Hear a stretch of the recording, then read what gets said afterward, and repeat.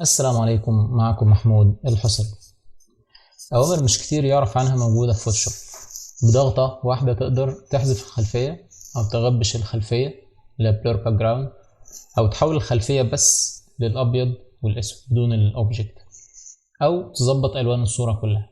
أي نعم، بتنفع على صور وصور لأ، لكن في أوقات كتير بتقدر غلط.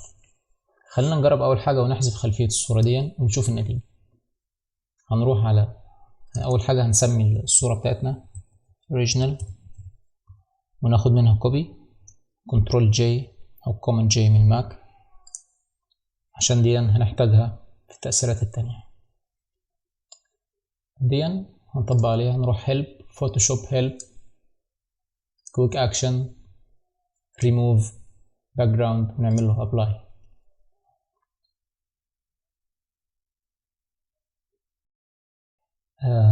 نعمل زوم عشان نشوف السلكت بتاعه. يعني بصراحة بالنسبة لضغطة واحدة ممتاز جدا. طيب نطبق التأثير ده على صور تانية عشان نشوف النتيجة. نروح نفس الكلام على الصورة دي، هيلب فوتوشوب هيلب كويك اكشن ريموف باك جراوند نعمل له ابلاي. ممتاز جدا، بالنسبة لضغطة واحدة ممتاز جدا. طيب نطبق هنا كمان، نشوف ايه النتيجة. فوتوشوب هيلب كويك اكشن ريموف باك جراوند. جميل، يعني توفر علينا وقت كتير جدا. نجرب على الصورة دي كمان، آخر صورة عندنا فوتوشوب هيلب كويك اكشن ريموف باك جراوند ونعمل له ابلاي. طيب هنا في الصورة في حاجات اتمسحت، ازاي نظبطها؟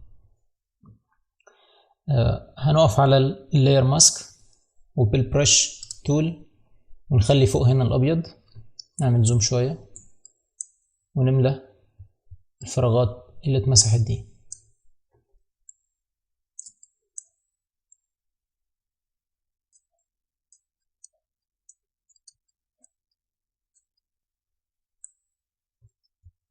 تمام كده. طب نرجع الصورة الأصلية بتاعتنا كده، نعمل أول أكشن اللي هو ده، اللي هو إيه، ريموف باك جراوند.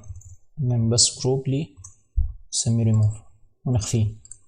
دي الصورة الأصلية، هناخد منها برضو نعمل لها دوبليكيت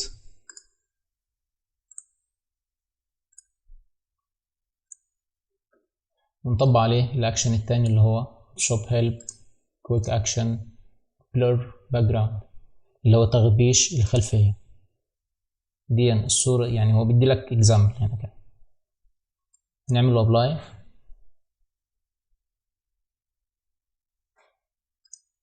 هو ما ظهرش كتير عشان كانت الخلفية اصلا فيها باك جراوند، فيها بلور. فممكن لو انت عايز تكبر البلور بس دبل كليك هنا كده، هيفتح لك الجيشن بلور، تزود او تقلل.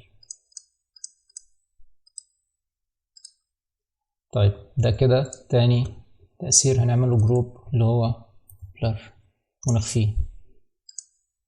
نرجع الصورة الأصلية بتاعتنا، نعملها دبليكيت أو كنترول جي من الويندوز، كوماند جي من الماك.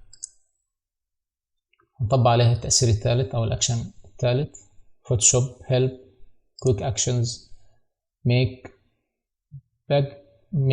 البلاك اند وايت للباك جراوند، بس الباك جراوند مش الأوبجكت. هنعمل له أبلاي، هو بيعمل سيلكت الأوبجكت يفصله، ويقوم عامل الباك جراوند للخلفية بلاك اند وايت اللي موجودة عندنا هنا في ايمج ادجستمنت بلاك اند وايت، بس بيوفر عليك بضغطة واحدة. طيب ده كده عمل لك بلاك اند وايت للابيض واسود للباك جراوند. طيب هنعمل كنترول جي، ده نسميه بي اند دبليو. هنعمل دوبليكيت تاني للصورة بتاعتنا ونطبق عليها اخر تأثير عندنا، فوتوشوب هيلب